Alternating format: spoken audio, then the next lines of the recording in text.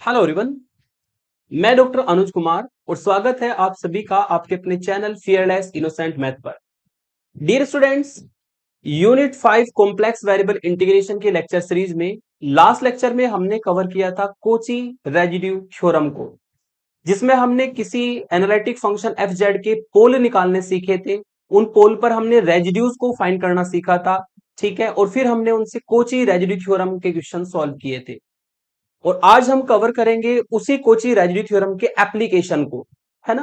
Kochi residue theorem का बहुत important application होता है और उससे हम जो रियल वैल्यूड फंक्शन के इंटीग्रेशन होते हैं उसको भी सॉल्व कर सकते हैं। तो रियल वैल्यूड इंटीग्रेशन को सॉल्व करना सीखेंगे by using Kochi residue theorem, यानी कि एप्लीकेशन है कोची रेजिड्यू थ्योरम का इन रियल वैल्यूड इंटीग्रेशन, जिसमें हम कवर करेंगे कॉन्टूर इंटीग्रेशन को, कॉन्टूर इंटीग्रल को, है ना।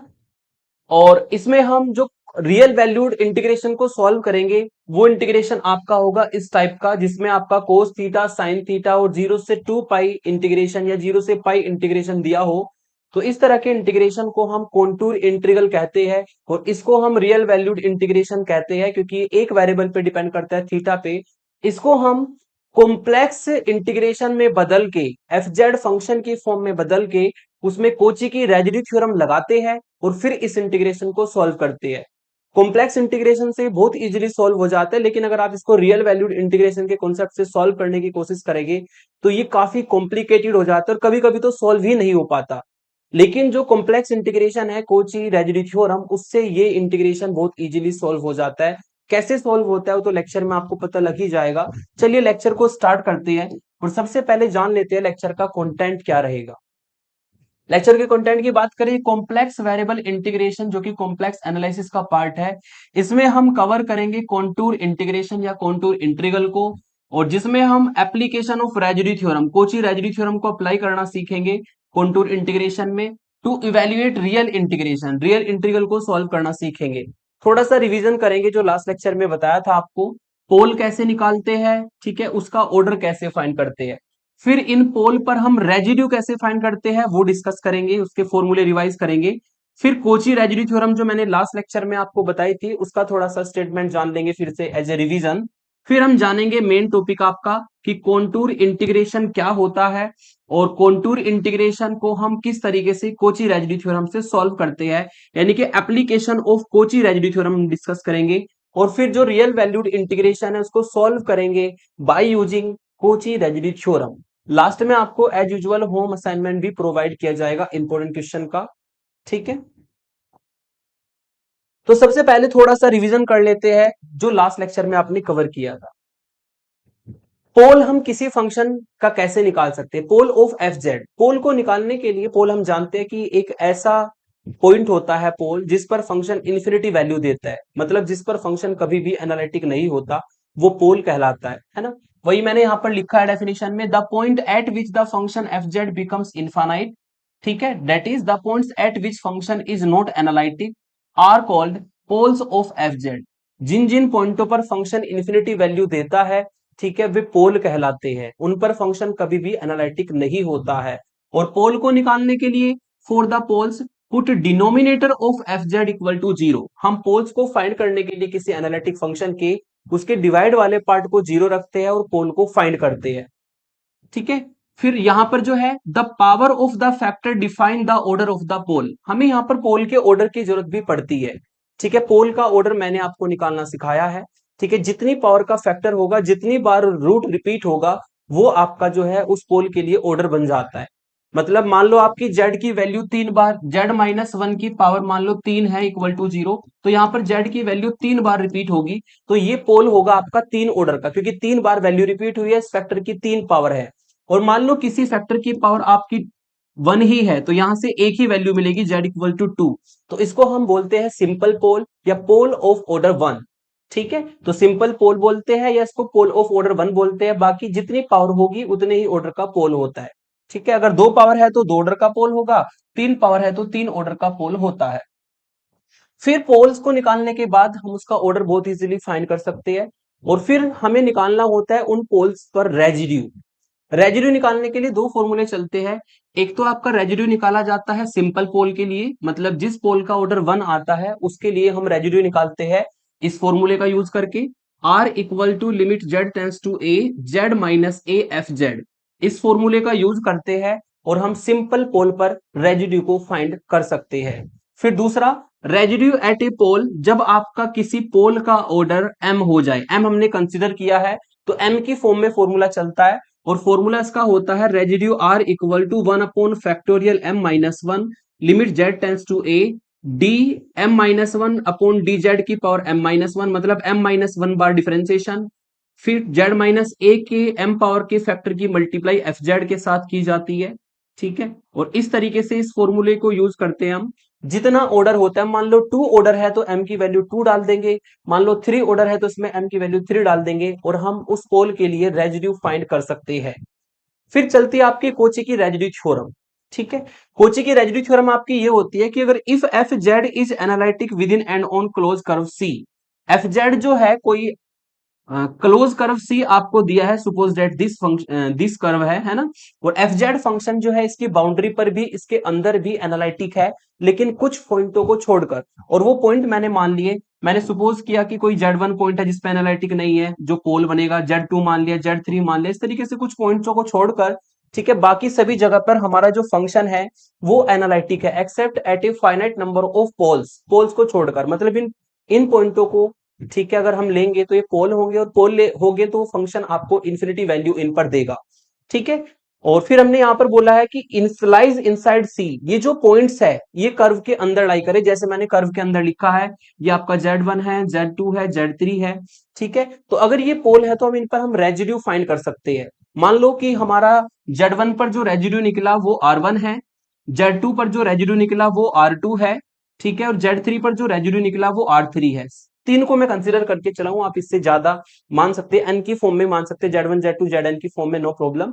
तो ये मैंने तीन कंसीडर किया है और तीनों पर हम रेजिड्यू निकाल सकते हैं। अगर ये तीनों पोल कर्व के अंदर लाई करते हैं तो हमें तीनों पर रेजिड्यू निकालना पड़ेगा, और फॉर्मूला आपका होता है कि अगर आपको क्लोज कर्व सी के अबाउट में ये इंटीग्रेशन करना हो एफ जेड का, तो फॉर्मूला होता है 2 पाई आई और summation of R, summation of R का मतलब होता है sum of residues at the poles. ठीक है, हमें क्या करना है, जितने भी आपके रेजिड्यूज निकले हैं उनको ऐड कर देना, उनका समेशन है ये, मतलब 2 पाई आई, और अगर इन तीनों का रेजिड्यू R1 R2 R3 है तो हमें R1 plus R2 plus R3 इन तीनों को जोड़ देना होता है। लेकिन एक बात ध्यान रखना, हमें केवल उन्हीं पोल्स पर रेजिड्यू निकालना है जो कर्व के अंदर लाई करेंगे। अगर कोई पोल कर्व के बाहर चला जाता है तो उसमें आप रेजिड्यू नहीं निकालेंगे, क्योंकि डेफिनेशन आपको थ्योरम की ये कहती है कि जो आपका इंटीग्रेशन होता है क्लोज कर्व सी के अबाउट में एफ जेड का, वो होता है 2 पाई आई और sum of residues at the poles lies inside C. केवल हमें वही पोल्स पर रेजिड्यू फाइंड करने हैं जो पोल्स सी के अंदर लाई करेंगे। अगर कोई पोल सी के बाहर चला जाता है तो हमें उस पर रेजिड्यू फाइंड करने की कोई नीड नहीं होती, हमें तो ये देखना है कि हमारे कर्व के अंदर कितने पोल है, उन्हीं पोल पर रेजिड्यू निकाल करके यहाँ पे सम ऑफ रेजिड्यूज आपको 2 पाई आई के साथ में मल्टीप्लाई करना होता है। ये कोची की रेजिड्यू थ्योरम जिसको हम लास्ट लेक्चर में डिटेल में विद इंपोर्टेंट एग्जांपल कवर कर चुके हैं, आज यूज करेंगे, इसको अप्लाई करेंगे, एप्लीकेशन इसका सीखेंगे कॉन्टूर इंटीग्रेशन में, और इससे हम रियल वैल्यूड इंटीग्रेशन को सॉल्व करना सीखेंगे। और रियल वैल्यूड इंटीग्रेशन भी कौन सा, जो अब मैं बताने वाला हूं। ठीक है, अब बात करते हैं कॉन्टूर इंटीग्रेशन की। यहां पर आपको कॉन्टूर इंटीग्रेशन की अगर बात करें, इसको हम सॉल्व करेंगे application of Kochi residue theorem, और इसमें हम प्रॉब्लम को सॉल्व करेंगे इस तरह के इंटीग्रेशन को 0 से 2 पाई जिसमें इंटीग्रेशन होता है, और एक फंक्शन दिया होगा जो कि कोस थीटा साइन थीटा रखेगा और डी थीटा रखेगा। ये आपका रियल वैल्यूड इंटीग्रेशन है। इसको सॉल्व करने के लिए हम कॉम्प्लेक्स की जो आपने पढ़ी है कोची रेजिड्यू थ्योरम, उसको अप्लाई करके इसको सॉल्व करते हैं। तो उसको सॉल्व करने के लिए हम क्या करेंगे, सबसे पहले हम एक सर्कल यहाँ पे आपको लेना होगा, और उस सर्कल हमारा पहले से ही बना हुआ है, चलिए ठीक है, तो एक सर्कल हमें लेना होगा और इस सर्कल को हमें मानना होगा mod z equal to 1 circle. ठीक है, इसको आप यूनिट सर्कल भी कहते हैं, इसको हम क्या बोलते हैं, यूनिट सर्कल भी बोलते हैं। और मोड z इक्वल टू 1, यहाँ पे आप जानते हैं एक्स एक्सिस ये वाई एक्सिस होगा, और थीटा आपका यहां से स्टार्ट होगा 0 और जैसे आप इस तरीके से जाओगे तो थीटा 0 से लेकर के पूरा एक राउंड लेगा सर्कल के लिए, और थीटा जो है आपका इस सर्कल के लिए 0 से 2 पाई लाई करेगा। ठीक है, थीटा हमारे सर्कल के लिए 0 से 2 पाई लाई करेगा। तो हमने सबसे पहले क्या किया, यहाँ पे यूनिट सर्कल माना, इस यूनिट सर्कल को मान करके ही हम इसमें कोची रेसिड्यू थ्योरम लगा के इसको सॉल्व करेंगे। कैसे करते हैं, ठीक है, उसके लिए सबसे पहले मैं आपको बता दूं कि अगर कोई सर्कल आपके पास है और वो सर्कल स्टैंडर्ड फॉर्म में कुछ इस तरीके से है कि mod of z minus z naught equal to r, ये एक ऐसा सर्कल है जिसका सेंटर तो होगा जेड नोट पॉइंट और रेडियस होगी कैपिटल आर। तो इसको हम पोलर फॉर्म में बदल सकते हैं। इसकी पोलर फॉर्म होती है भाई, पोलर फॉर्म, इसकी पोलर फॉर्म होती है जेड इक्वल टू, ये पॉइंट आपका जेड नोट जो सेंटर है, और प्लस कैपिटल आर जो रेडियस है, और ई की पावर आई थीटा। तो ये इस सर्कल की जो है पोलर फॉर्म होती है। तो जो हमने यहाँ पे यूनिट सर्कल कंसीडर किया है, जो कि एक क्लोज कर्व सी हम मान लेते हैं, ठीक है, इस यूनिट सर्कल को हम पहले पोलर फॉर्म में बदलेंगे इस फॉर्मूले को यूज करके। ठीक है, तो यहां पे हम लेते हैं लेट, हमने कंसीडर किया लेट यूनिट सर्कल, एक यूनिट सर्कल, और उस सर्कल का हमने नाम लिया mod z equal to 1। Then इसकी पोलर फॉर्म बना देंगे। अगर इसकी पोलर फॉर्म बनाएंगे तो z equal to z naught की वैल्यू यहाँ पे 0 है, और फिर प्लस आर की वैल्यू यहाँ पे 1 है, और e की पावर आई थीटा। तो यदि उस फॉर्म में इसको कन्वर्ट करते पोलर फॉर्म में, तो यहाँ पर z की वैल्यू e की पावर आई थीटा होगी। ठीक है, साथ ही साथ में अगर 1 अपॉन जेड निकालेंगे तो वो 1 अपॉन e की पावर आई थीटा होगी, जिसको आप e की पावर माइनस आई थीटा भी कह सकते हैं। अब हम करेंगे इसका डिफरेंशिएशन।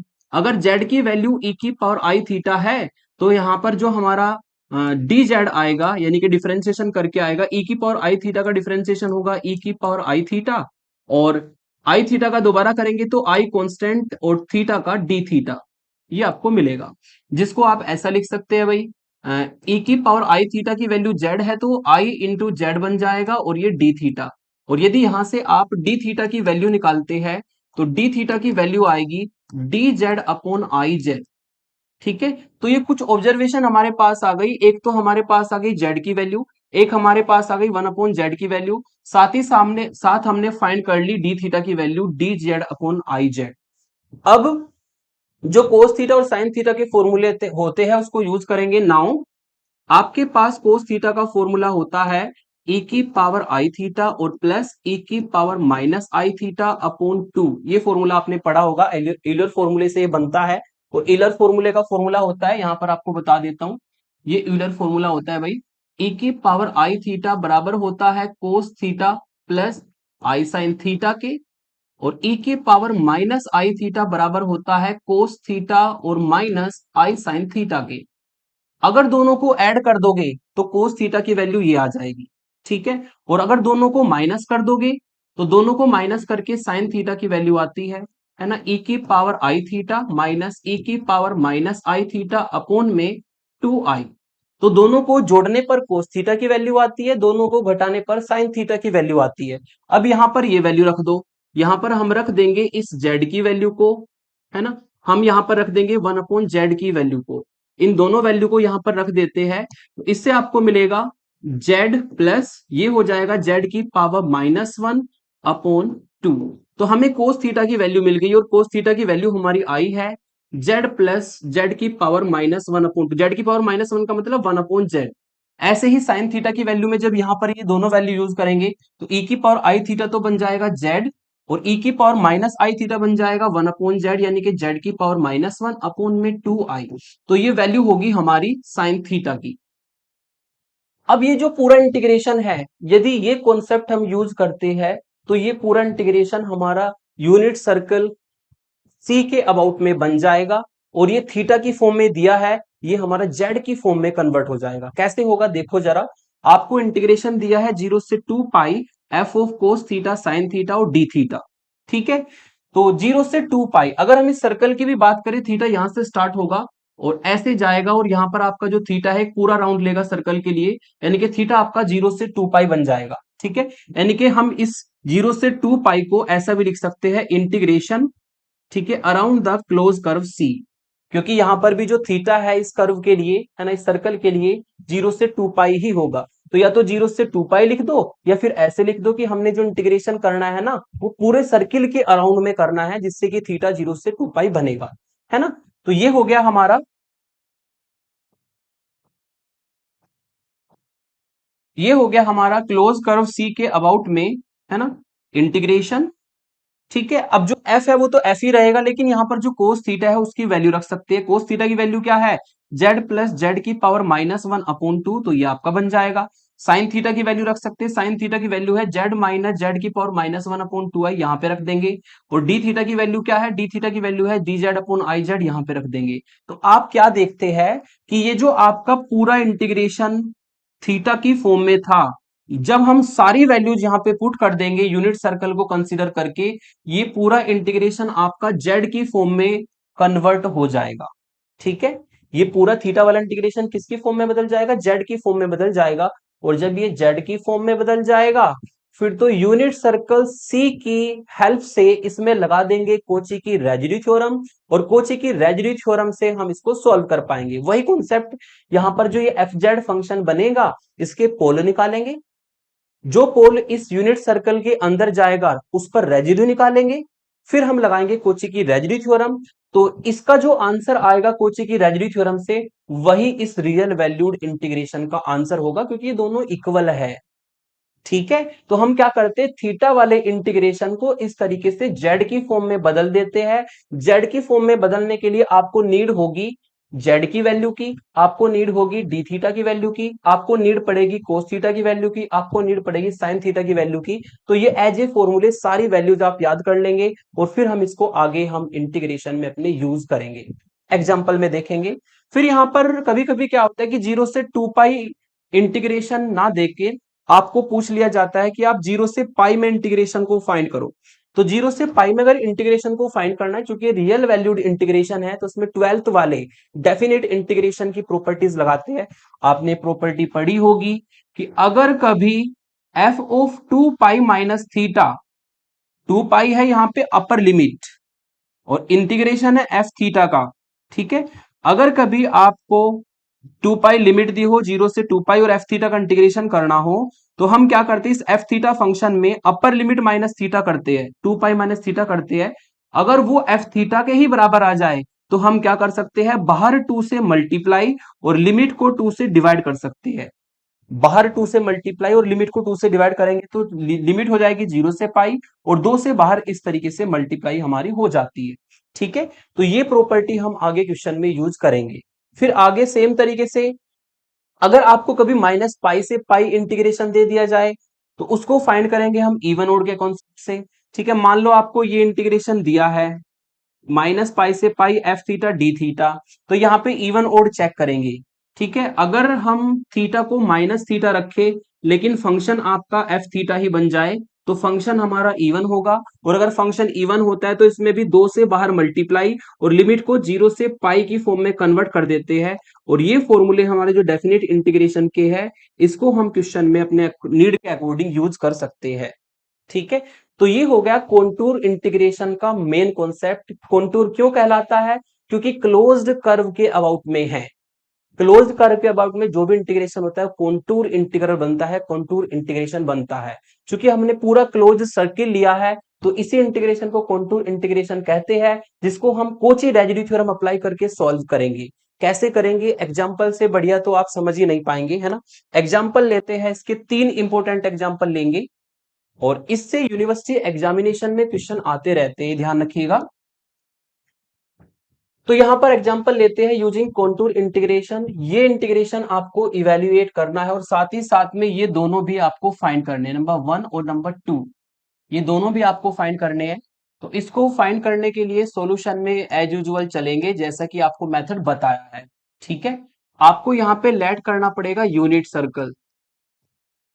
ठीक है, देन इसकी पोलर फॉर्म होगी z इक्वल टू ई की पावर आई थीटा, और अगर इसका डिफरेंशिएशन करोगे तो डी जेड हमारा आएगा आई ई की पावर आई थीटा डी थीटा, और अगर इसको सिंप्लीफाई करोगे डी थीटा के लिए, तो ये वैल्यू आएगी डी जेड अपॉन आई, और इसकी वैल्यू रख देंगे जेड, तो ये आई जेड बन जाएगा। चूंकि यहाँ पे कोस थीटा है तो कोस थीटा की वैल्यू भी मैंने जस्ट अभी आपको पिछले स्लाइड में बताई थी, कोस थीटा की वैल्यू होती है जेड प्लस जेड की पावर -1/2, जिसको हम 1/2 जेड प्लस 1/z भी कह सकते हैं। ये कोस थीटा की वैल्यू होती है। तो इन वैल्यूज को हमने कंसीडर किया और हमने यहां पर कंसीडर किया यूनिट सर्कल, और ये आपका यूनिट सर्कल होगा मोड जेड इक्वल टू 1, जिसको सी हम कहेंगे। ये इसके लिए एक्स एक्सिस होगा, ये इसके लिए वाई एक्सिस होगा। और चूंकि 0 से 2 पाई लिमिट है तो इसका मतलब पूरे सर्किल के अबाउट में आपको ये कॉन्टूर इंटीग्रेशन फाइंड करना है। सबसे पहला काम पूरे इंटीग्रेशन को जेड की फॉर्म में बदल के, ठीक है, फिर हम सॉल्व करेंगे। पहले इसको जेड की फॉर्म में बदल लेते हैं। नाउ इंटीग्रेशन को अगर आपको जेड की फॉर्म में बदलना है तो इंटीग्रेशन को उठा लेते हैं, 0 से 2 पाई इंटीग्रेशन है और आपका है D theta upon 5 minus 3 cos theta.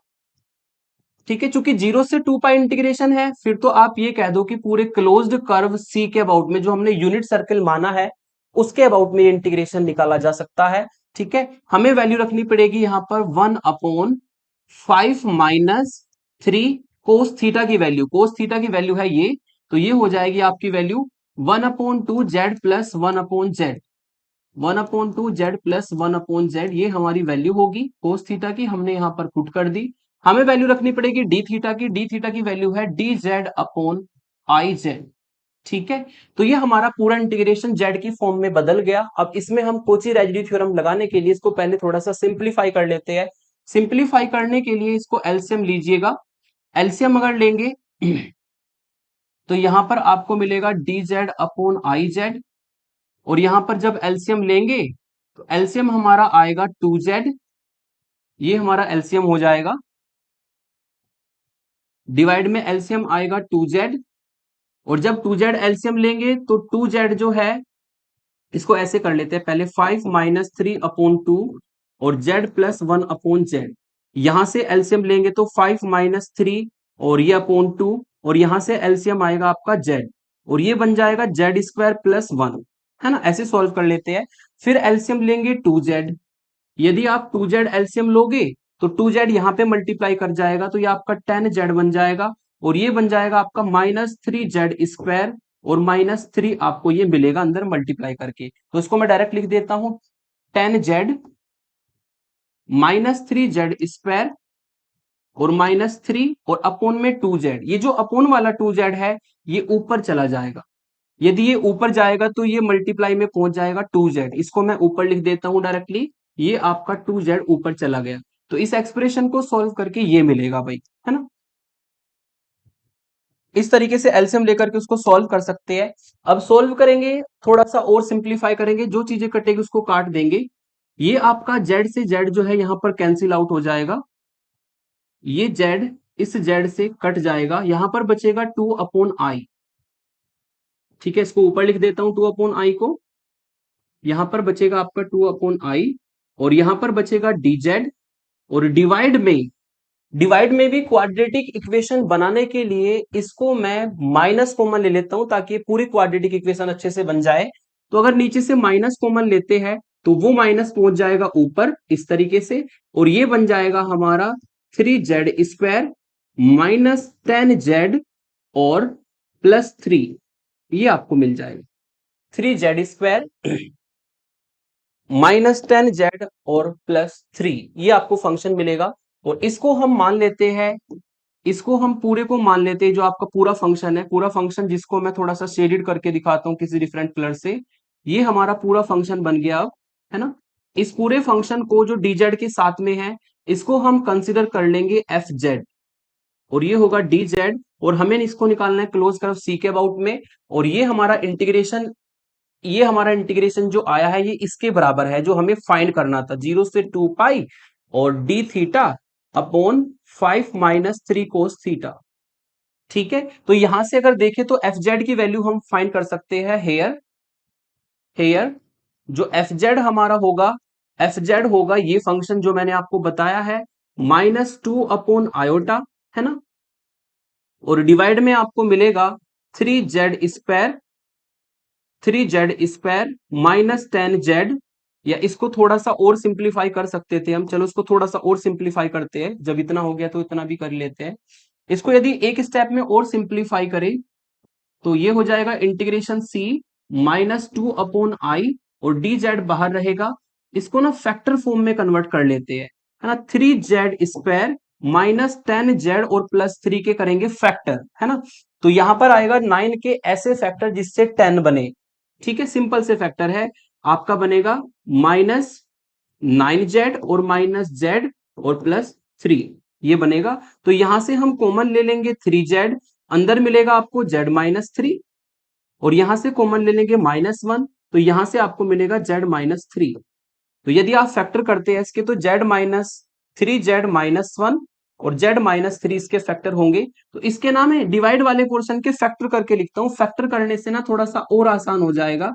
3z-1 और यहां पे होगा z-3। अब ये जो आया है, ठीक है, ये जो हमारा आया है फाइनली, इसमें इसको एफ मानेंगे, इस फंक्शन को हम एफ मानेंगे अब, है ना।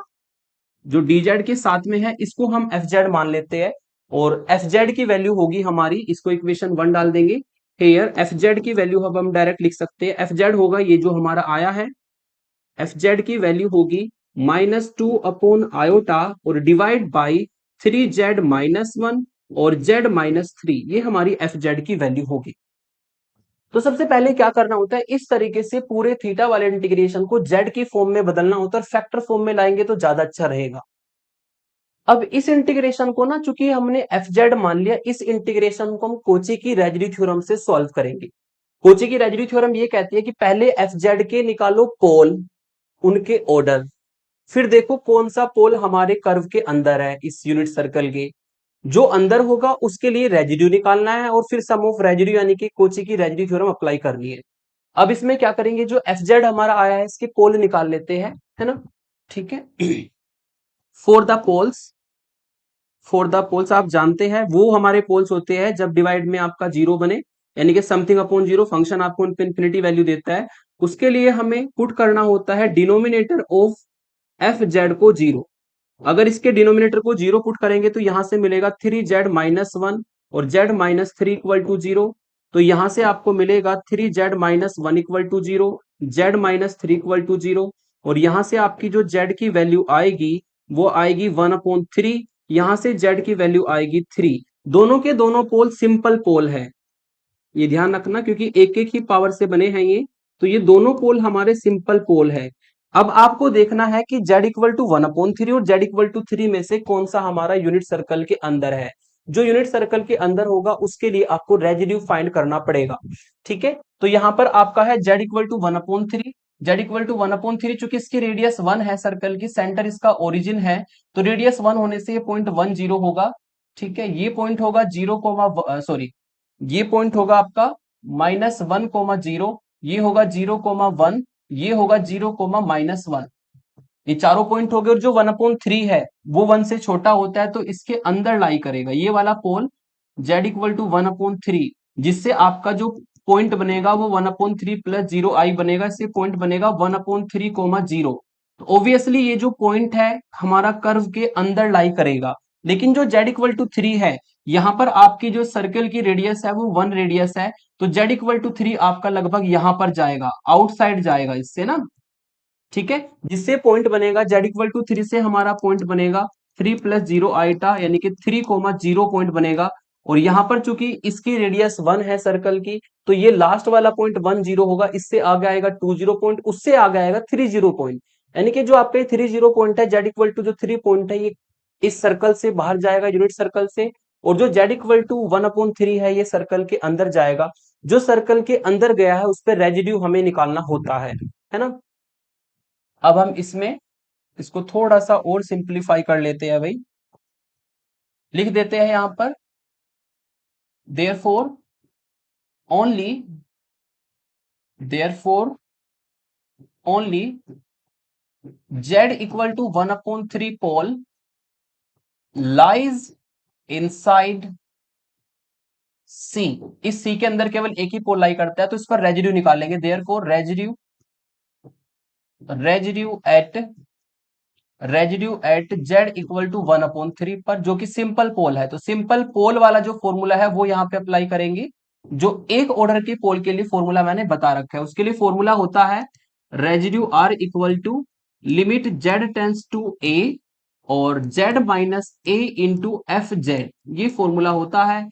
ठीक है, लिमिट ए की वैल्यू यहाँ पर होगी 1/3, तो जेड टेंस टू 1/3 और ये होगा जेड माइनस 1/3 और एफ जेड की वैल्यू, एफ जेड हमारा ये है, इक्वेशन नंबर 2 इसको डाल सकते हैं, है ना। एफ जेड हमारा ये पूरा है, इसको लिख देंगे यहाँ पर -2/आयोटा डिवाइड बाई, ठीक है, यहाँ पे आपको मिलेगा z-3। ठीक है जी, और इस वाले फैक्टर में से भी 3 को कॉमन ले लो, तो ये आपका z-1/3 बनेगा। और कॉमन लेने का फायदा क्या होगा कि ये पूरा पूरा इससे कट जाएगा। ठीक है, उसको काटने के लिए हमने यहाँ पर 3z-1 वाले फैक्टर से 3 को कॉमन लिया है। अब हम इसको काटने के बाद जो भी बचा है उसमें z की जगह पे 1/3 रख देंगे। ऊपर आपको मिलेगा माइनस के 2/आयोटा और यहां पर आपको रखना है 3 इंटू जेड की जगह पे 1/3 -3, है ना। इसको सॉल्व कर लेंगे। यदि इसको सॉल्व किया जाए तो यहां से आपको मिलेगा -2/आयोटा, ठीक है, और ये आपको देगा 1/3 इंटू, एलसीएम लेंगे तो 1-9, 1-9 का मतलब माइनस के 8/3, यहां पर भी 3 से 3 कट जाएगा, ये माइनस से माइनस कट जाएगा, 2 से 8 कट जाएगा, तो ये 1/4 आयोटा आपको वैल्यू देगा। ठीक है, एक बार चेक कर लेता हूं। तो 3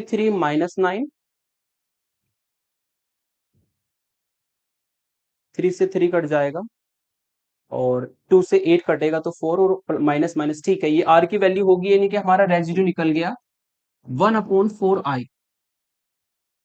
ठीक है, एक ही आपका पोल कर्व के अंदर था तो उस पर हमने रेजिड्यू फाइंड किया। Now by Cauchy residue theorem, now by CRT, short में लिखूंगा, एग्जाम में पूरा लिखे आना। We have Cauchy residue theorem होती है कि जो इंटीग्रेशन होता है एफ जेड का, ठीक है, जो कि हमारा बराबर था किसके, इक्वेशन 1 में इसके बराबर था, इसको हम लिख सकते हैं लेफ्ट साइड में 0 से 2 पाई, क्योंकि हमें फाइंड तो यही करना था भाई, इसको हमने इसमें बदला था, तो फाइंड जो करना था उसके बराबर है, वो सेम लिखेंगे, D theta upon 5 3 cos theta. ठीक है, और फॉर्मूला कोची रेजिड्यू थ्योरम का होता है 2 पाई और सम ऑफ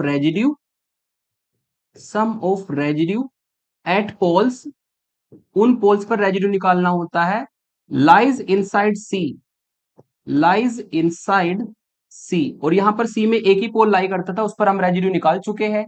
ठीक है, तो फॉर्मूला आपका होगा 2 पाई आई, और यहां पर जो रेजिड्यू है केवल एक ही रेजिड्यू है, उसकी मल्टीप्लाई कर देंगे 2 पाई आई, और यहां पर मल्टीप्लाई करके आएगा 1/4 आई। ठीक है, इसको अगर सॉल्व करेंगे तो आई से आई कट जाएगा और 2 से 4 कट जाएगा, इसको सॉल्व करके आपको पाई/2 मिलेगा। यानी कि जो हमारा इंटीग्रेशन हमें पूछा गया था ना, 0 से 2 पाई और D theta upon 5 - 3 cos theta, इसकी वैल्यू आएगी पाई/2। ठीक है, लेकिन इस इंटीग्रेशन को सॉल्व करने के लिए हमने पहले इसको कॉम्प्लेक्स फंक्शन में बदला, फिर इसमें कोची की रेजिड्यू थ्योरम यूनिट सर्कल में लगा करके तब इस इंटीग्रेशन को फाइंड किया है। ठीक है, तो हमारा जो मेन था इंटीग्रेशन 0 से 2 पाई, वो हमने फाइंड कर दिया।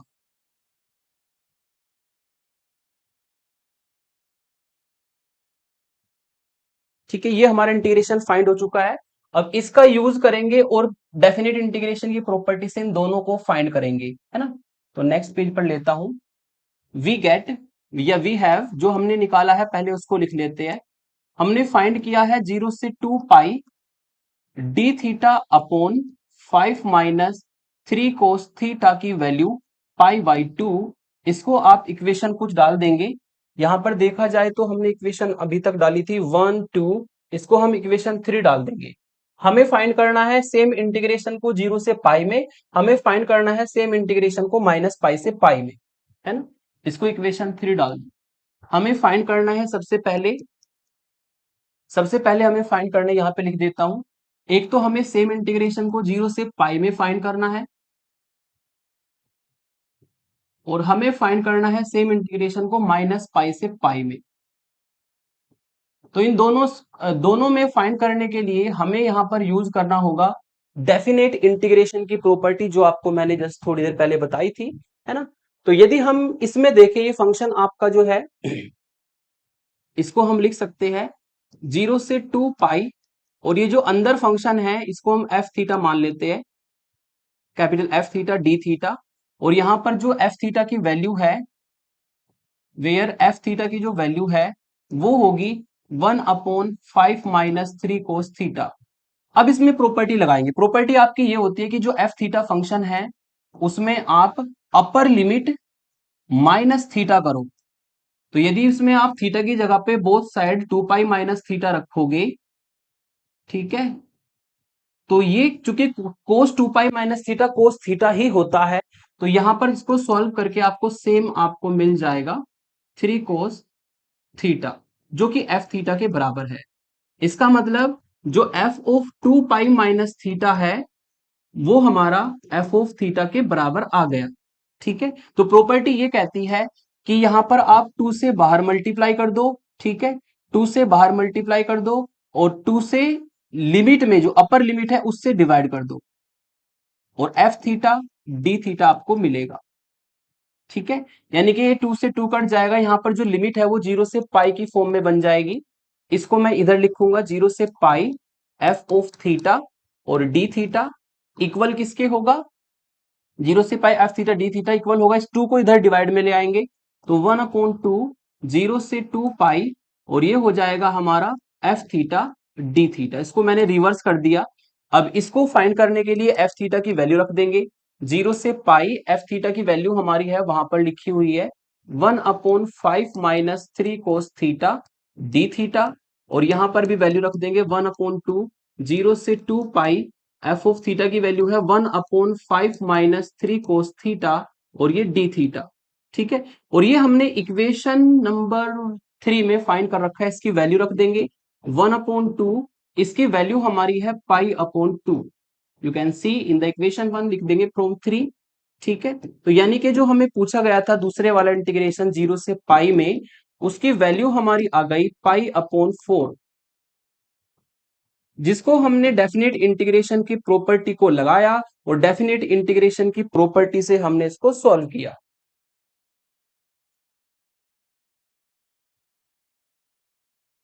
ठीक है, आप चेक कर सकते हैं एक बार इसको।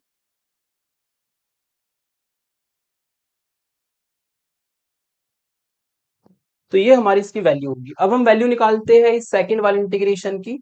इसको निकालने के लिए इवन ओड वाली जो प्रॉपर्टी है वो लगाएंगे हम।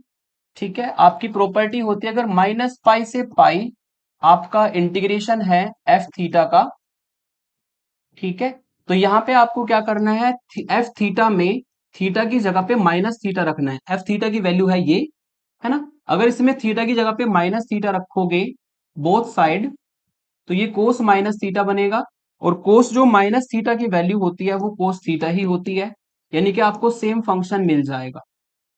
और अगर सेम फंक्शन बनता है तो यहां पर आपने देखा कि जो एफ माइनस थीटा की वैल्यू है वो एफ थीटा के बराबर है, तो ये आपका इवन फंक्शन होगा, एफ थीटा इज इवन। और जब फंक्शन इवन होता है तो डेफिनेट इंटीग्रेशन की प्रॉपर्टी ये कहती है कि आप जो है 2 से बाहर मल्टीप्लाई और लिमिट को 0 से पाई में कन्वर्ट कर सकते हो।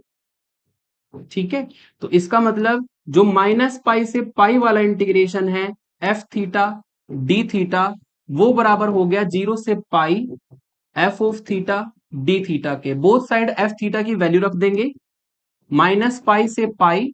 ठीक है, यहां पर एफ थीटा की वैल्यू हमारी होगी 1/5 - 3 cos थीटा, और ये डी थीटा इक्वल टू यहां पर भी 2 से मल्टीप्लाई 0 से पाई एफ थीटा की वैल्यू रख देते हैं 1/5 - 3 cos थीटा डी थीटा, और इसमें यूज करेंगे ये वाली इक्वेशन, इक्वेशन नंबर 4 डाल दीजिएगा।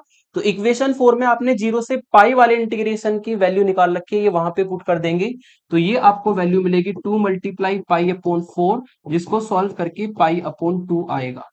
ठीक है, इसको सॉल्व करके पाई अपॉन 2 आएगा, यानी कि जो आपकी माइनस पाई से पाई इंटीग्रेशन होगा D theta upon 5 minus 3 cos theta का, उसकी वैल्यू भी हमारी पाई अपॉन 2 आएगी। ठीक है, इस तरीके से हम जो है पहले 0 से 2 पाई में इंटीग्रेशन को फाइंड कर सकते हैं। और जो डेफिनेट इंटीग्रेशन की प्रॉपर्टी है, ये वाली property f two pi minus theta equal to f theta अगर आए तो 2 से बाहर मल्टीप्लाई, 2 से लिमिट में डिवाइड करके ये वाला पोर्शन 0 से पाई के लिए होता है। और अगर माइनस पाई से पाई पूछा है तो इवन ओड का कॉन्सेप्ट लगा करके हम इस तरीके से प्रॉपर्टी से उसको प्रूफ कर सकते हैं। लेकिन मेन रहेगा वही जो आपने निकाला है, 0 से 2 पाई वाला इंटीग्रेशन इसमें मेन रहेगा। नेक्स्ट एग्जांपल लेते हैं, नेक्स्ट वेरी इंपॉर्टेंट एग्जांपल। इस बार आपको ये इंटीग्रेशन फाइंड करना है, ए की वैल्यू दी है मोड बी से भी बड़ी, और साथ ही साथ में ये भी निकालना है। तो वही यूनिट सर्किल मानेंगे सी, मोड जेड इक्वल टू 1 की फॉर्म में। अगर ये मोड जेड इक्वल टू 1 है तो ये पॉइंट 1 0, ये पॉइंट माइनस 1 0, ये 0 1 और ये 0 माइनस 1। ठीक है, सारे पॉइंट्स मान लेंगे इस तरीके से। इसका सेंटर है ओरिजिन, रेडियस है इसकी 1। ओके, तो यहां पर ये जो ऑब्जर्वेशन आपके पास है ये हम एज यूजुअल लिख देंगे। अब इस इंटीग्रेशन को हम बदल देंगे जेड की फॉर्म में, और अगर इसको जेड की फॉर्म में बदलना है तो 0 से 2 पाई इंटीग्रेशन बन जाएगा कॉन्टूर इंटीग्रेशन। और डी थीटा की वैल्यू यहां पर लिखी है D Z upon I Z, और यहां पर बनेगा 1 अपॉन ए प्लस बी कोस थीटा की वैल्यू है 1 upon 2 Z plus 1 upon Z. इसको भी थोड़ा सिंप्लीफाई कर लेंगे। सिंप्लीफाई अगर करते हैं तो ये मिलेगा आपको 1 अपॉन इसको भी एलसीएम ले लेंगे सेम तरीके से जैसे पिछले क्वेश्चन में लिया था आपने। तो यहां पर एलसीएम आएगा आपका b z square plus b upon 2 z, ये आपको मिलेगा। जेड स्क्वायर प्लस 1 बी के अंदर मल्टीप्लाई करेंगे, b z square plus b upon 2 z, 2 z यहां पर मल्टीप्लाई कर जाएगा तो सॉल्व करके आएगा 2 a z plus B z square plus b upon 2 z. ठीक है, इसमें जो न्यूमिनेटर वाला पार्ट है वो तो यहीं पे लिखेंगे इसी तरीके से 2 a जेड और प्लस बी जेड स्क्वायर और प्लस बी। ठीक है, और जो डिवाइड वाला पार्ट है 2 जेड उसको हम इस तरीके से लिख सकते हैं, और मल्टीप्लाई होगा आपका D Z upon I Z से, और ये वाला जेड इस वाले जेड से कट जाएगा। ठीक है, तो इसको एलसीएम लेकर के इसी फॉर्म में कन्वर्ट कर लेंगे भाई। और इसको अगर थोड़ा सा सिंप्लीफाई और किया जाए तो ये हो जाएगा इंटीग्रेशन सी, और यहां पर आपको मिलेगा ये 2 ऊपर चला जाएगा। ठीक है, अपॉन में ये आई भी आएगा। ठीक है, और नीचे से हम बी को कॉमन ले लेंगे। बी को जब कॉमन लेंगे तो अंदर से आपको मिलेगा जेड स्क्वायर इस टर्म से, और यहां से आपको मिलेगा 2a upon b into Z यहां से, और जब b को कॉमन लेंगे तो यहां पर बचेगा +1। जो कॉमन लिया है उसको ऊपर भेज देंगे इस तरीके से, 2 अपॉन आई बी बन जाएगा, और नीचे बनेगा z square plus 2a upon b into z और +1, और यहां पर बचेगा डी जेड, ये हमें मिल जाएगा। ठीक है, अब हमें क्या करना है, इसको फैक्टर फॉर्म में लेना है, इसके फैक्टर करने होंगे। तो इसके फैक्टर करने के लिए मैं इसको यहां पे उठा लेता हूं इस तरीके से। ये इक्वेशन है हमारी z square plus 2a upon b z और +1। ठीक है, ये है हमारी इक्वेशन। इसके फैक्टर करने के लिए हमें जो है इक्वल टू 0 चाहे ना भी लिखो कोई दिक्कत नहीं है। इसके फैक्टर करने के लिए हमें, ठीक है, श्रीधराचार्य रूल लगाना पड़ेगा। श्रीधराचार्य रूल होता है श्रीधराचार्य रूल लगता है आपका इस इक्वेशन के लिए, यहां पे लिख देता हूं Z square plus sorry A Z square plus B Z plus C. इस इक्वेशन के लिए श्रीधराचार्य अगर आप लगाते हैं तो फॉर्मूला होगा minus B plus minus under root B square minus 4ac upon 2 into A की वैल्यू यहां पर है 1। ठीक है, बी की वैल्यू यहां पर है -2a अपॉन बी, और सी की वैल्यू है 1। इस फॉर्मूले में सारी वैल्यू रख देंगे तो माइनस के बी यानी कि 2a upon b plus minus under root b का स्क्वायर यानी कि 2a अपॉन बी का होल स्क्वायर जो कि 4a square plus B square बनेगा, और माइनस 4ac, ए की वैल्यू भी 1 है, सी की वैल्यू भी 1 है, और अपॉन में 2 इंटू ए, ये मिलेगा। इसको कर लेंगे सिंप्लीफाई। यदि इसको सिंप्लीफाई करते हैं तो आपको मिलेगा minus 2a upon b plus minus, और यहां से भी अंडर रूट के अंदर जब एलसीएम लेंगे तो ये आपको बी स्क्वायर मिलेगा, और यहां से मिलेगा आपको 4 को बाहर कॉमन ले लेंगे तो वो 2 बन जाएगा, अंदर बचेगा ए स्क्वायर माइनस बी स्क्वायर। ठीक है, और डिवाइड में 2 है इस तरीके से। जब इसमें से भी हम बाहर लेंगे किसको, 2 को बाहर लेंगे तो अंदर बचेगा ए अपॉन बी और प्लस माइनस, और यहां पर भी ऊपर मिलेगा under root A square minus B square, और नीचे भी आपको मिलेगा अंडर रूट से जब बी स्क्वायर को बाहर लोगे तो अंडर रूट हट जाएगा, खाली बी बचेगा, और ये वाला 2 जो है इस वाले 2 से कट जाएगा। ठीक है, और ये आपको एक्सप्रेशन मिलेगा। तो यहाँ पे मैं डायरेक्ट लिख देता हूं कि जो जेड की वैल्यू हमारी आएगी वो आएगी, डिवाइड में तो आएगा सारे के बी, इस तरीके से डिवाइड में बी होगा, ऊपर मिलेगा ए plus minus under root A square minus B square, ये आपको मिलेगा। ठीक है, इसको मैंने सिंप्लीफाई रफली करके दिखाया, तो इस तरह आप रफली इसको सॉल्व करेंगे तो एक्सप्रेशन आपका सॉल्व होके वो वैल्यू देगा। और यहां पर भी देखा जाए तो एक वैल्यू है पॉजिटिव, एक वैल्यू है निगेटिव। तो इसको सॉल्व करने के लिए मैं क्या करता हूं, इसको सॉल्व करने के लिए जो पॉजिटिव वाली वैल्यू है उसको अल्फा मान लेता हूं, जो पॉजिटिव वाली वैल्यू है उसको मैं मान लेता हूं अल्फा, और जो निगेटिव वाली वैल्यू है उसको मैं मान लेता हूं बीटा। दो रूट आएंगे आपके, ये एक को मैंने माना अल्फा और एक को मैंने माना बीटा। ठीक है, तो ये जो इक्वेशन है, इस इक्वेशन के हमारे ये दो फैक्टर बने हैं भाई, है ना, दो फैक्टर बने हैं, एक तो अल्फा और एक बीटा। इस इक्वेशन के अगर फैक्टर लिखेंगे तो ये आपके हो जाएंगे Z minus alpha z minus beta. ठीक है, तो ये हो जाएगा आपका इंटीग्रेशन सी और 2 upon i into b upon, इस इक्वेशन के जो फैक्टर है वो अल्फा बीटा है, और आप जानते हैं कि फैक्टर अगर करेंगे, अगर मान लो आपके z इक्वल टू 1 और z इक्वल टू 2 रूट आए हैं तो इनको फैक्टर लिखेंगे तो ये z माइनस 1 z माइनस 2 बनते हैं। उसी फॉर्म में ये हमारे जो अल्फा बीटा हमने माने हैं ये z के बराबर है। ठीक है, एक तो वैल्यू है इसकी अल्फा, एक वैल्यू है z की बीटा। यहाँ पे लिख सकते हैं, यहाँ पे इस तरीके से लिख सकते हैं कि जो एक रूट आया है आपका z इक्वल टू अल्फा है, ठीक है, एक रूट आया है z इक्वल टू बीटा, तो z इक्वल टू अल्फा से आपका जो फैक्टर बनेगा वो z माइनस अल्फा बनेगा। ठीक है, और जो z इक्वल टू बीटा से फैक्टर बनेगा माइनस साइन इधर लेकर के z माइनस बीटा बनेगा। यानी कि ये जो हमारा फंक्शन है, ये जो हमारा फंक्शन है इसके लिए हमारे पास फैक्टर हो जाएंगे z माइनस अल्फा और z माइनस बीटा, और अल्फा बीटा की वैल्यू ये है आपकी। और इनको भी कुछ इक्वेशन डाल देते हैं क्योंकि इसकी जरूरत पड़ेगी। इसको हम डाल देते हैं इक्वेशन नंबर 1, इसको हम डाल देते हैं इक्वेशन नंबर 2, दोनों की हमें जरूरत पड़ेगी, दोनों को हम इक्वेशन 1 और 2 की फॉर्म में कंसिडर कर लेते हैं। अब यहां पर ये जो इंटीग्रेशन आया है dz साथ में है। ठीक है, यहां पर ये जो इंटीग्रेशन आया है ये बराबर आया है आपका 0 से 2 पाई, ठीक है, डी थीटा अपॉन ए प्लस बी कोस थीटा के लिए।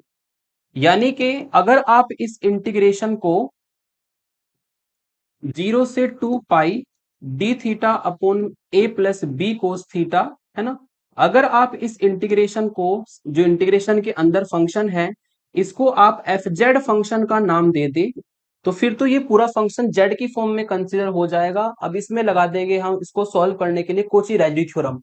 पहले निकालेंगे एफ जेड के पोल, है ना, तो हेयर एफ जेड को पहले लिख लेते हैं।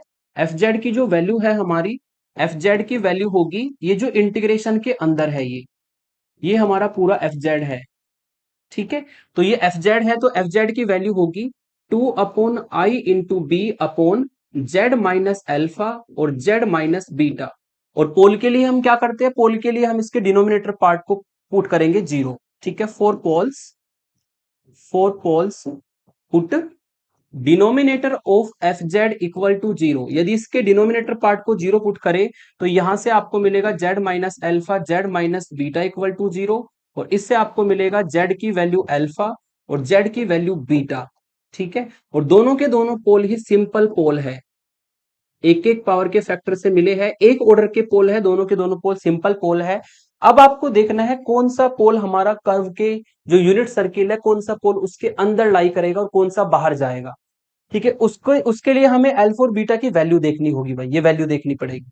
ठीक है, उसके लिए हमें ये वैल्यू देखनी पड़ेगी। कुछ मैंने मिस्टेक कर दी शायद, हाँ ये मिस्टेक हुई कि ये माइनस का टर्म थी तो ये आपकी माइनस रहेगा भाई, एक मिस्टेक हो गई, चलिए कोई बात नहीं।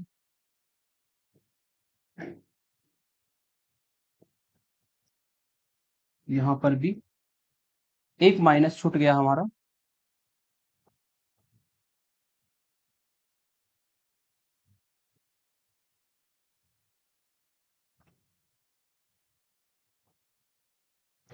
देखिए जरा, ये आपकी जो टर्म थी ना माइनस की थी, तो यहाँ पर माइनस रहेगा आपका साइन इस तरीके से, एक माइनस रहेगा, बाकी कैलकुलेशन सेम चलेगी। और यहाँ पर भी जो अल्फा में आएगा ये आपका साइन माइनस का ही रहेगा। एक बार लेंगे हम प्लस का साइन, एक बार लेंगे हम माइनस का साइन, तो ये माइनस ए रहेगा और यहाँ पर भी ये माइनस ए रहेगा। ठीक है, तो ये हमारा जो है माइनस रह गया था, क्योंकि माइनस की टर्म है तो ये हर टर्म पे माइनस ही चलेगा इस तरीके से। लेकिन जो अंदर वाला साइन है प्लस माइनस, एक बार प्लस लेंगे तो वो अल्फा में जाएगा, एक बार माइनस लेंगे तो वो बीटा में जाएगा। अब हमारे जो पोल आए हैं जेड इक्वल टू अल्फा और जेड इक्वल टू बीटा आए हैं, अब हमें देखना है कि इन दोनों में से कौन सा पोल हमारे कर्व के अंदर है। इसमें थोड़ा सा आपको एक टेक्निक अप्लाई करनी पड़ेगी, क्योंकि ए बी ना हमारे लिए अननोन है। हमें बस इतना पता है कि जो ए है ना वो मोड बी से भी बड़ा है, ए की जो वैल्यू है वो मोड बी से भी बड़ा है, ये ध्यान रखिएगा, ये इसमें बोला गया है। तो थोड़ा ध्यान दीजिएगा, अगर आप यहाँ पे ए और बी की वैल्यू डालते हैं, ए और बी की वैल्यू डालो आप, ठीक है, जो इस कंडीशन को सेटिस्फाई करे। ए और बी की वैल्यू कोई भी डाल दीजिए इसमें जो इस कंडीशन को सेटिस्फाई करे, तो यहां पर आपको क्या देखने को मिलेगा कि ये ए वाली टर्म तो निगेटिव है और ये वाली टर्म आपकी पॉजिटिव है। ठीक है, ये वाली टर्म आपकी पॉजिटिव है, और इसमें बीटा में अगर देखोगे तो ये भी निगेटिव है और ये भी हमारी क्या है, ये भी हमारी जो है निगेटिव वैल्यू है। तो अगर आप यहाँ पे ए की वैल्यू को 2 दो, है ना, और इस वैल्यू को आप 4 दोगे, और अगर आप यहाँ पे भी ए की वैल्यू को 2 दो और इस वैल्यू को आप 4 दो, तो यहां से वैल्यू मिलेगी आपको छोटी और यहां से वैल्यू मिलेगी आपको बड़ी। ठीक है, क्यों मिलेगी बड़ी वैल्यू, क्योंकि ये माइनस के 6 हो जाएगा। लेकिन क्योंकि ये mod mod z equal to 1 circle के लिए है, तो इसका मोडलेस निकाल के देखेंगे। अगर आप यहां पर मोड निकालेंगे हेयर, अगर आप मोड निकालते हैं अल्फा का, ठीक है, ए बी की वैल्यू रखोगे तो आपको मोड निकालने पर अल्फा की जो वैल्यू मिलेगी वो हमेशा लेस देन 1 जाएगा। ठीक है, ये वैल्यू हमेशा लेस देन 1 जाएगी मोड की, क्योंकि ये छोटी वैल्यू आएगी। और अगर इसका मोड निकालेंगे, मोड में आप जानते हैं बीटा का अगर मोड निकालेंगे हमेशा ग्रेटर देन 1 जाएगा। और ये ग्रेटर देन 1 क्यों जाएगा, यदि आप -6 का मोड निकालेंगे, ठीक है, तो वो आपका +6 हो जाएगा, माइनस साइन हटके +6 बन जाएगा। और यहाँ पे अगर 2 का मोड निकालेंगे तो 2 आएगा। तो देखो मैंने 2 और 4 लेकर के वैल्यू को देखा, ठीक है, ये मैंने पर्टिकुलर वैल्यू लेके देखी है, आपको ऐसे समझ में नहीं आएगा इसलिए पर्टिकुलर वैल्यू से बताया। ठीक है, तो यदि आप इसमें देखो तो एक टर्म माइनस की है, एक टर्म प्लस की है। ठीक है, तो माइनस और प्लस की टर्म को देखते हैं तो आपको छोटी वैल्यू मिलेगी, और अगर दोनों माइनस है तो उसका मोड निकालने पर आपको बड़ी वैल्यू मिलेगी।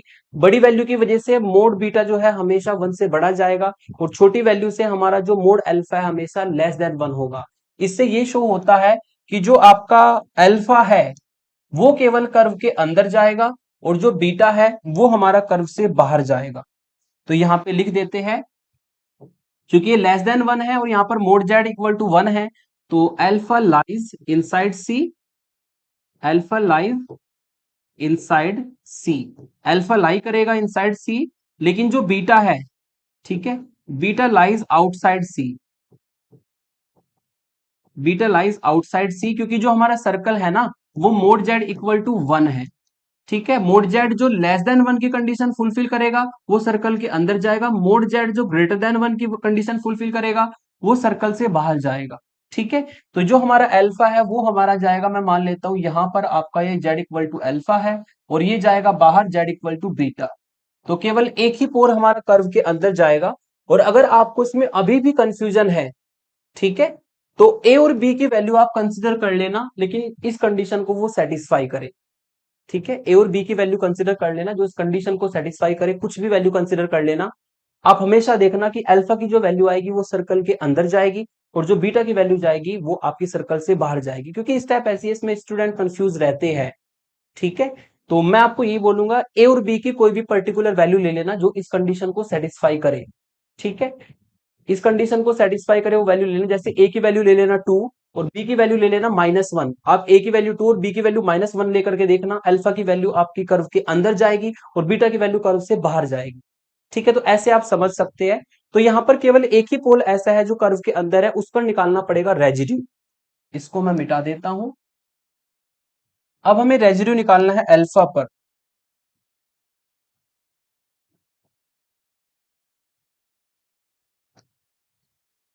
Now residue at z equal to alpha पर, जो कि सिंपल पोल है, तो सिंपल पोल वाला फॉर्मूला लगा देंगे।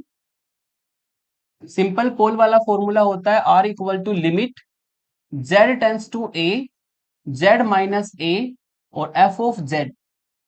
ठीक है, a की वैल्यू हमारी अल्फा है, तो z minus z tends to alpha हो जाएगा, z माइनस अल्फा हो जाएगा। एफ जेड की वैल्यू जो कि यहाँ पे इक्वेशन डाल देना कुछ इसको, ये हमारी इक्वेशन 1 है, इसको 2 डाल देना। इक्वेशन 2 से ये एफ जेड की वैल्यू यहाँ पे रख दो। एफ जेड की वैल्यू है 2 अपॉन आई बी, ऊपर है, और नीचे है दो फैक्टर z माइनस अल्फा और z माइनस बीटा। ठीक है, तो ये वाला फैक्टर तो पूरा पूरा कैंसिल आउट हो जाएगा, और जो बाकी जो टर्म है उसमें हम वैल्यू रख देंगे। ठीक है, जेड की जगह पे अल्फा, तो ये मिलेगा आपको 2 अपॉन आई बी, तो ऊपर है, और डिवाइड में मिलेगा जेड की वैल्यू अल्फा रखने पर अल्फा माइनस बीटा। यानी कि अब हम जरूरत पड़ेगी अल्फा माइनस बीटा की। ये इक्वेशन 1 थी, ये 2 थी, तो इसको कुछ और मान लेना भाई। इसको आप 3 मान लेना, इसको 4 मान लेना। तो अब हमें जरूरत पड़ेगी इक्वेशन 3 और 4 की। अब हमें क्या करना है, अल्फा में से बीटा को घटाना है। अल्फा की वैल्यू अगर देखी जाए तो अल्फा की वैल्यू यहां पर है हमारी -a/b और plus under root A square minus B square upon B. इस अल्फा की वैल्यू में से घटाना है बीटा की वैल्यू को। बीटा की वैल्यू है -a/b minus under root A square minus B square upon B. इन दोनों को घटा देंगे, रफली घटा के देख लेंगे। ठीक है, तो यहां से आपको मिलेगा, ये माइनस जब अंदर जाएगा तो ये टर्म प्लस की हो जाएगी, ये भी टर्म प्लस की हो जाएगी, ये इससे पूरा पूरा कट जाएगा, और इन दोनों को ऐड करेंगे तो 2 under root A square minus B square upon B मिलेगा। यहां पे हम वैल्यू रख देते हैं 2 अपॉन आई बी, ऐसे लिख देंगे, और 1 अपॉन अल्फा माइनस बीटा की वैल्यू हमारी आई है 2 under root A square minus B square upon B. जो कटेगा काट देंगे, 2 से 2 कट जाएगा, b से b कट जाएगा। ठीक है, तो इसको काटने पर हमारा रेजिड्यू निकल जाएगा। ठीक है, अल्फा में से बीटा को घटाया हमने, और ये हमारा रेजिड्यू हमें मिल गया। इसको सॉल्व करके जो r की वैल्यू हमारी आएगी वो आएगी 1 upon iota under root A square minus B square. ठीक है, ये हमारा रेजिड्यू होगा। तो एक ही पोल कर्व के अंदर था अल्फा, उस पे हमने रेजिड्यू निकाल दिया। बीटा हमारा कर्व के अंदर नहीं है, उस पे रेजिड्यू निकालने की कोई जरूरत नहीं है। कोची की रेजिड्यू थ्योरम लगा देंगे। नाउ बाय CRT, वो थ्योरम होती है कि जो आपका इंटीग्रेशन होगा around the close curve C, वो होगा 2 पाई आई, और सम ऑफ रेजिड्यूज, वो रेजिड्यूज लेंगे जो हमारे पोल कर्व के अंदर जाते हैं उसके रेजिड्यू को लेंगे। और ये हमारा यहाँ पर इक्वेशन था किसके बराबर, ये आपका था 0 से 2 पाई डी थीटा अपॉन ए प्लस बी कोस थीटा के बराबर। यहाँ पे लिख देता हूं 0 से 2 पाई 0 से 2 पाई डी थीटा अपॉन ए प्लस बी कोस थीटा। ठीक है, तो ये वैल्यू हमारी होगी 0 से 2 पाई डी थीटा अपॉन ए प्लस बी कोस थीटा, और इक्वल टू 2 पाई आयोटा, और मल्टीप्लाई एक ही रेजिड्यू है उसकी वैल्यू रख देंगे। तो यहां पर ए आई से आई कट जाएगा, और इससे आपको वैल्यू मिलेगी इस इंटीग्रेशन की कोची रेजिड्यू थ्योरम की हेल्प से, कोची रेजिड्यू थ्योरम के एप्लीकेशन से 2 pi upon under root A square minus B square. ये इसका आंसर होगा। मैं चेक कर लेता हूं एक बार।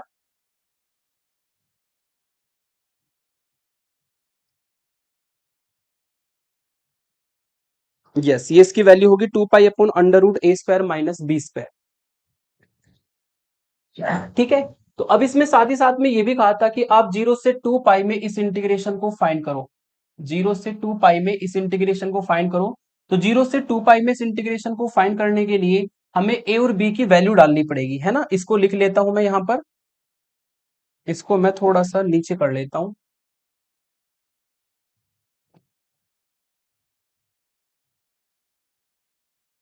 हमें फाइंड करना है, इसको डाल देंगे इक्वेशन नंबर 4 5 डाल देते हैं।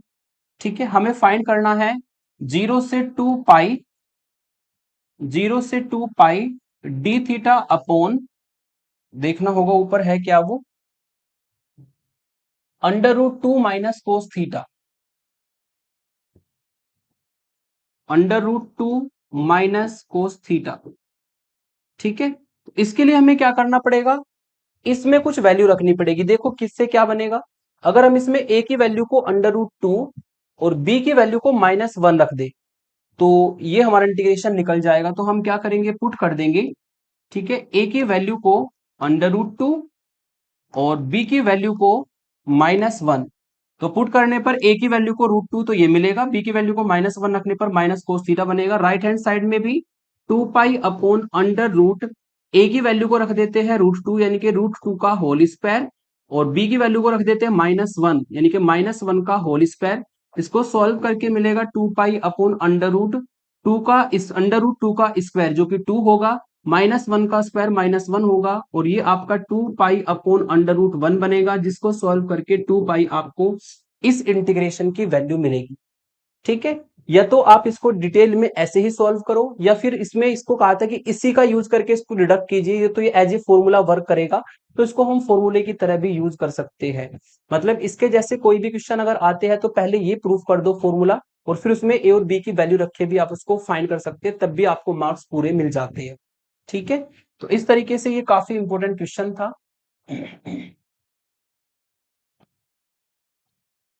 एक एग्जाम्पल और लेते हैं भाई, लास्ट एग्जाम्पल और लेते हैं जो डिफरेंट टाइप का है। अब एग्जाम्पल वो लेंगे यदि आपको न्यूमिनेटर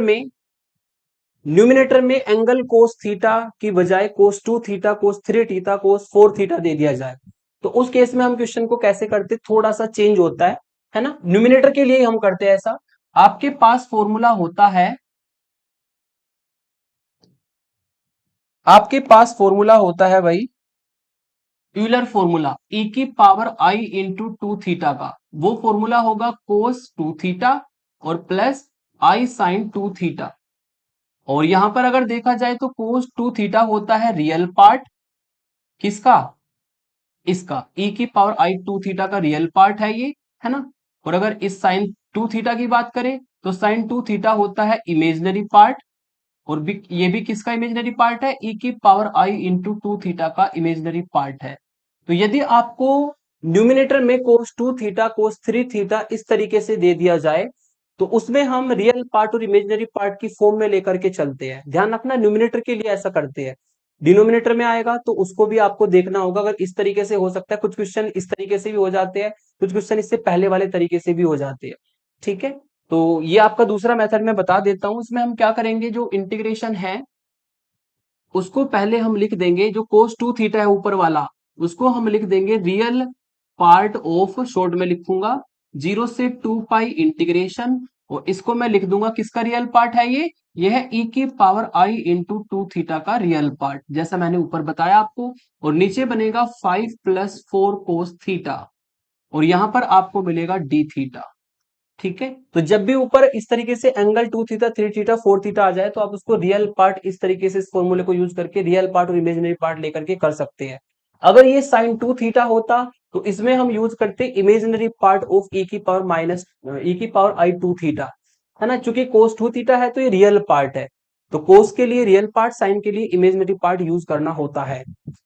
अब इसको फिर इसके बाद ऐसे ही करेंगे जैसे आपने पिछले वाले क्वेश्चंस किए, लेकिन ये रियल पार्ट आपको तब तक लिखते जाना है जब तक इस इंटीग्रेशन का रियल पार्ट हम ना निकाल लें।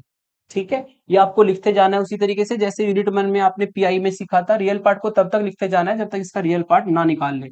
तो इसको लिखते जाएंगे रियल पार्ट ऑफ 0 से 2 पाई इंटीग्रेशन बन जाएगा यूनिट सर्कल में सी के अबाउट, और e की पावर i 2 थीटा, क्योंकि e की पावर i थीटा की वैल्यू z होती है, तो z स्क्वायर की अगर वैल्यू निकालेंगे तो e की पावर i 2 थीटा हो जाएगी, और 5 + 4 यहाँ पे कोस थीटा की वैल्यू रख देते हैं। कोस थीटा की वैल्यू हमारी होती है 1/2 और जेड प्लस 1/z, और यहाँ पे आपका होगा डी थीटा की वैल्यू dz/iz।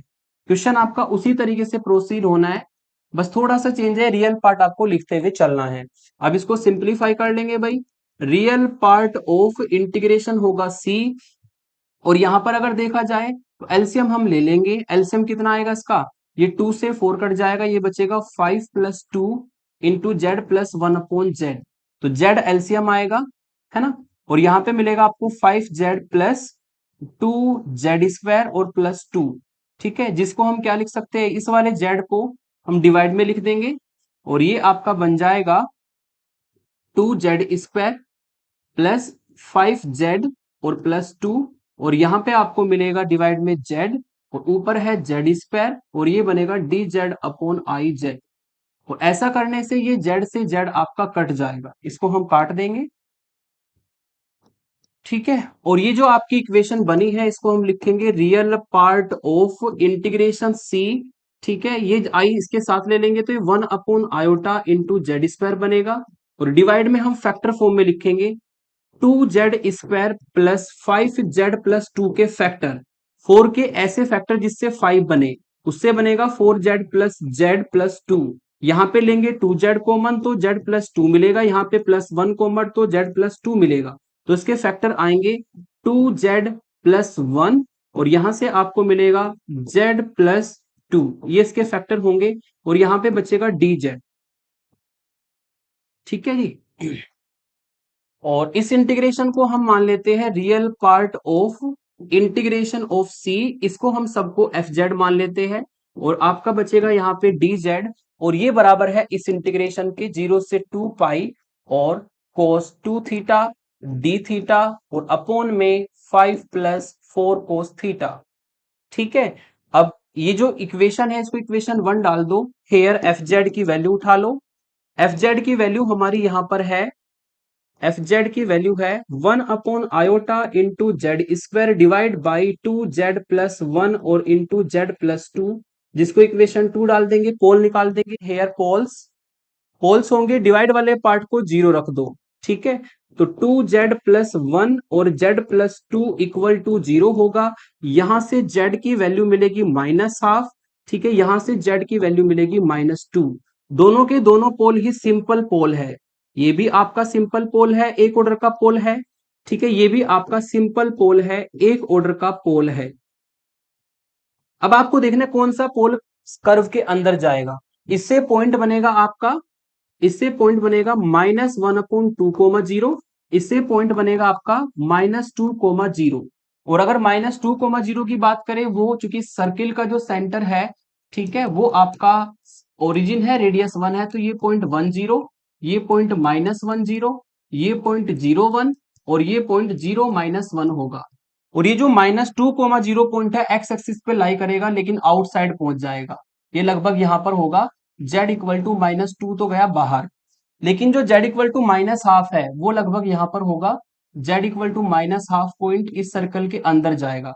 मतलब एक पोल, ये वाला पोल तो जाएगा कर्व के अंदर, और एक पोल जाएगा कर्व के बाहर। जो पोल कर्व के अंदर है उस पर हमें निकालना होता है रेजिड्यू, है ना। तो अब इस पर रेजिड्यू हम फाइंड कर लेते हैं। ठीक है, नाउ नाउ यहां पे लिख भी सकते हैं lies inside c, lies inside c, और ये आपका आउटसाइड, लाइज आउटसाइड सी। जो आउटसाइड जाता है उसको हमें नहीं देखना, हमें इनसाइड वाले को देखना है, उस पर रेजिड्यू निकालना है। तो now residue, residue at z equal to -½ पर, z इक्वल टू -½ पर रेजिड्यू निकालना है, तो फॉर्मूला लगेगा सिंपल पोल वाला, limit z tends to a, z minus a और f ऑफ z।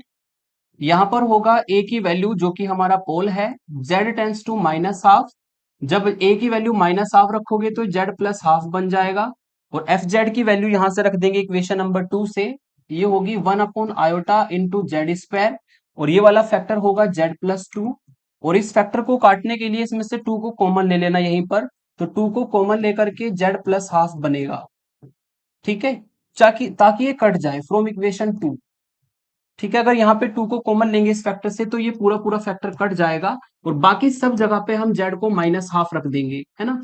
तो यहाँ पर आपको मिलेगा 1/आयोटा, ये बनेगा माइनस हाफ का होल स्क्वायर ऊपर आपको मिलेगा और नीचे आपको मिलेगा 2 इंटू माइनस हाफ प्लस 2, ऊपर आपको मिलेगा माइनस हाफ का होल स्क्वायर यानी कि 1/4 आयोटा और डिवाइड में आपको मिलेगा 2 और एलसीएम लेकर के भी आएगा 2 और यहाँ पे मिलेगा -1 + 4 यानी कि 3 आपको मिलेगा, 2 से 2 कटेगा और ये आपको वैल्यू देगा 1/12i।